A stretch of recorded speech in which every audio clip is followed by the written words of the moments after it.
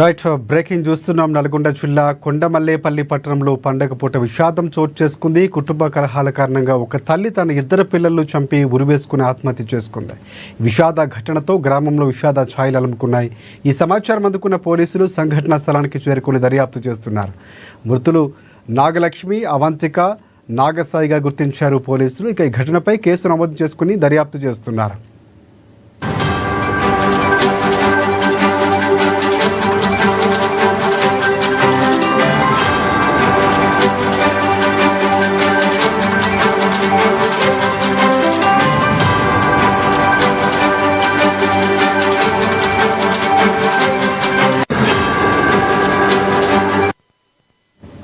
నల్గొండ జిల్లా కొండమల్లేపల్లి పట్టణంలో పండగ పూట విషాదం చోటు చేసుకుంది. కుటుంబ కలహాల కారణంగా ఒక తల్లి తన ఇద్దరు పిల్లలను చంపి తాను ఉరివేసుకుని ఆత్మహత్య చేసుకుంది.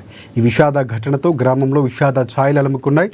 ఈ సమాచారం అందుకున్న పోలీసులు సంఘటనా స్థలానికి చేరుకుని దర్యాప్తు చేస్తున్నారు. మృతులు నాగలక్ష్మి, అవంతిక, నాగసాయిగా గుర్తించారు. ఈ ఘటనపై కేసు నమోదు చేసుకున్న పోలీసులు దర్యాప్తు చేస్తున్నారు.